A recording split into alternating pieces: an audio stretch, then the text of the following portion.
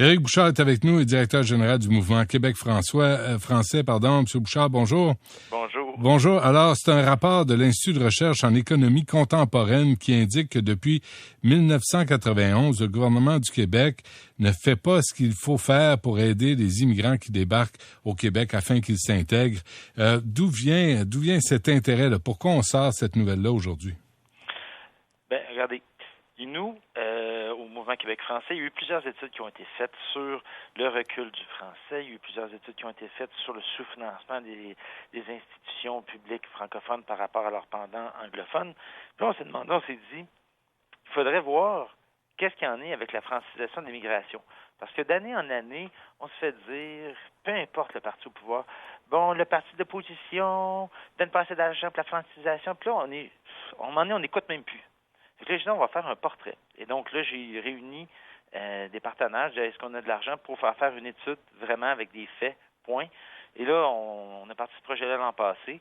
Et finalement, le chercheur Jean Ferretti, ça fait 6 mois qu'il travaille là-dessus. Puis là, il a pondu ce rapport-là pour qu'on comprenne quoi? Qu'on comprenne comment fonctionne la francisation. Il faut comprendre comment ça fonctionne. Ça prend l'affaire, on comprend le fonctionnement. Après ça, où vont les budgets? Comment? Puis l'argent, il part de où? Puis il s'en va où?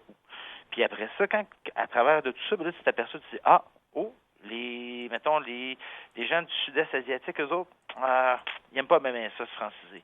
Eux autres, les hispanophones, eux autres, ils se francisent plus. Qui c'est qui fréquente les cours de francisation? Ben oui, encore une fois, ceux qu'on dit les francophotropes, c'est-à-dire des gens qui viennent de pays de langue romane, c'est-à-dire italien, catalan, roumain, espagnol, portugais. Et là, à force de découvrir des choses, ben là, on se dit, 200 000 immigrants, toujours vivants sur le territoire québécois, qui sont arrivés depuis peut-être des fois, il y en a que ça fait 70 ans, ils sont peut-être rendus à 90 ans, il y en a 200 000 qui ne parlent pas français. Et là-dessus, sur ces 200 000 qui ne parlent pas français, il y en a 159 000, donc 160 000, qui parlent l'anglais. Donc, lorsqu'ils vont dans la rue, lorsqu'ils vont acheter des choses, lorsqu'ils travaillent, lorsqu'ils consomment, lorsqu'ils écoutent la radio, ils n'écoutent pas le 98.5, ils lisent pas le Devoir, puis, dans le fond, c'est une clientèle possible, c'est des clients pour les industries de l'information francophone, mais aussi pour les industries culturelles. Donc, en France... Et pour le Parti libéral, il faut le dire, c'est sa clientèle pour se faire élire. Ça, M. Dufrac, probablement que, tu sais, c'est sûr que mais Éric Bouchard, là, on s'entend-tu que les anglophones, les allophones votent pas pour le Parti québécois? Exactement, mais moi, je vais vous dire une chose. Moi, je suis pas sur quoi ils votent. Non, je sais bien. Moi, je suis sûr. Est-ce que le français va être la langue commune? Puis qu'est-ce qu'on peut faire? Je t'allais dire en commission parlementaire ce matin à Mme la ministre et aux parlementaires qui étaient présents, dont Mme Roy de la CAQ et M. Coteau du Parti québécois. On allait leur dire qu'est-ce que nous, on suggérait au mouvement Québec français. Dans le projet de loi de Mme la ministre, mais aussi de façon générale. Là, on va lâcher les termes juridiques de loi, puis on est allé de façon large. On a dit, première des choses, il faut rendre obligatoire l'apprentissage du français. C'est clair, net et précis que ça fait 25 ans qu'on y va, on dit, faut donner plus, faut offrir plus, faut diversifier l'offre. Toutes des belles phrases écrites par des gars de com de partis politiques. On s'entend-tu?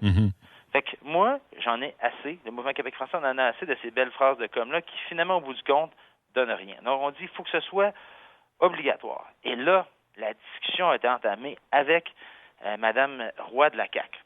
Parce que là, nous, on préconisait une chose qui n'était pas tout à fait ce qu'elle a préconisé. Elle a dit, après 3 ans, la CAQ, d'après 3 ans, si les gens ne sont pas francisés, on les retourne d'où est-ce qu'ils viennent. On a dit, ouais, parce que ça se peut qu'il y ait des enfants là-dedans qui a été francisés entre-temps.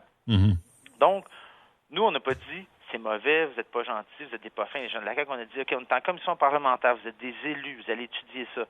Nous, ce qu'on propose, c'est que la première année, les gens, on leur donne 400 $ par semaine qui arrivent là, pour apprendre le français. Pendant cette année-là, ils peuvent apprendre le français, ils peuvent se faire des réseaux, ils peuvent connaître du monde, puis au bout d'1 an, ils savent le français, puis ils peuvent se trouver un bon emploi. Puis quand tu sais le français, là, tu peux échanger des courriels en entreprise. Tu peux aller acheter de la confiture si tu travailles dans un entrepôt de Montréal, la confiture avec du monde du Bas-Saint-Laurent.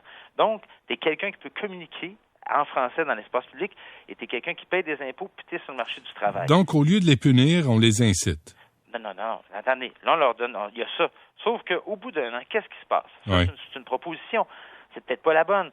Je demande aux auditeurs, je demande à la population de dire « Monsieur Bouchard, vous n'avez pas raison, faites telle autre affaire. » C'est parfait, je ne demande pas, mais il faut quand même mettre notre ligne en jeu. Là, moi, je la mets. Dire au bout d'un an, là, on leur donne pendant un an de temps 400 $ par semaine pour qu'ils apprennent le français. Et au bout d'un an, si on peut atteindre le niveau 7 de l'échelle québécoise de connaissance en langue française, là, ça, c'est un niveau où est-ce qu'on évalue les capacités des gens à parler la langue, bien, c'est clair que là, il faudrait dire, on te retire ton droit d'avoir un permis de conduire ou tout simplement, on pourrait dire, je sais pas, mais pour un montant X de temps, ben là, tu devras, dans le fond, te prémunir d'une assurance privée pour avoir accès à l'assurance maladie. Je dis pas que c'est ça, seulement que c'est des propositions. Il faut qu'il y ait un genre de coercition. Ouais. Si les gens paient leur impôt, là, ça veut dire quoi, là? C'est parce que l'État nous y oblige. Personne ne paierait leur impôt si on n'était pas obligé de le payer. Ben, c'est un peu la même chose avec la francisation. Il y a des gens qui veulent l'apprendre, mais il y a une partie de la population qui sont pas en mesure ou qui ne veulent pas l'apprendre. Donc, il faut leur donner les outils, très important, leur donner les outils, ne pas Hier, on apprenait aussi, Éric Bouchard, 60% des immigrants adultes qui ne connaissaient pas le français en arrivant au Québec refusent de suivre des cours de français qui leur sont offerts gratuitement par l'État. Qu'est-ce qu'on peut faire de plus? Ben, comme je l'ai dit, il va falloir rendre ça obligatoire sous peine d'un type de pénalité. Il faut que ce soit contraignant. Il ne faut pas que ce soit comme la loi 101 qu'on a appliquée aux entreprises, qu'il y a des entreprises 40 ans après l'adoption de la loi 101 qui ne se sont pas encore conformées. Il faut que ce soit contraignant. La vie, c'est contraignant. L'État est contraignant. Si tu ne payes pas tes impôts, il y a des conséquences. Comment ça a été reçu? Ben, je vais vous dire, très franchement, ça a été assez bien. Parce que j'ai dit, l'idée, c'est pas mon idée qui est la meilleure. Ce que je veux, c'est qu'on pense à quelque chose en société de contraignant. Et là, le monde va dire, t'es un fasciste de faire telle affaire. C'est correct. Moi, je peux me faire dire ça, mais propose-moi quelque chose d'autre. Fais pas juste pointer du doigt les autres. Moi, je suis pas dans cette dynamique-là. Est-ce que le concept, là, en conclusion, Éric Bouchard, est-ce que le concept là qu'on entend de plus en plus, là, rendre obligatoire l'apprentissage du français quand on débarque ici, est-ce que c'est un concept là qui est en train de faire son chemin? Parce qu'il y a peu de temps, on aurait été accusé de xénophobie. Ben, la seule affaire, c'est actuellement, c'est que les résultats sont pas là. Donc, comme il n'y a pas de résultats, c'est pas une question de xénophobie, il n'y a pas de résultats, donc il faut y aller plus vers quelque chose de coercitif. Est-ce que j'ai encore une minute? 30 secondes, une minute. Ouais. L'autre chose qu'on est allé dire en commission parlementaire, l'État doit donner l'exemple. Si l'État fonctionne toujours en anglais avec les immigrants qui arrivent, bien, le message envoyé, c'est que tu peux fonctionner en anglais toute ta vie avec l'État. Ouais. Et les Français, les Italiens, les Allemands, les Suédois, prenez le pays que vous voulez, là, ils se mettent pas à fonctionner dans deux langues avec ceux qui arrivent. Ils fonctionnent dans une langue, puis à un moment donné, tu te dis, ouais, si je veux comprendre tel formulaire, si je veux avoir telle subvention, si je veux avoir telle affaire, il faut que j'apprenne la langue. Donc, le bilinguisme institutionnel pratiqué par l'État québécois, c'est ça. Donc, c'est pas les immigrants qui sont à pointer, ce sont les politiques, puis le comportement de l'État québécois, peu importe le parti, ça fait 25 ans. Oui. Mais quand on entend un ministre dire la chose suivante... C'est pas vrai, là, qu'on vient pas d'inventer la roue à 3 boutons, là. Ça amène pas les immigrants à apprendre le français, ça. C'est pas l'exemple à suivre, en tout cas. Mais je comprends. Bon, j'espère que l'idée du débat, de la discussion sur la question va faire son chemin. Merci, Éric Bouchard. Merci de nous avoir parlé. Merci beaucoup. Au revoir. Et directeur général du Mouvement Québec français. Oh que oui, bande de chanceux.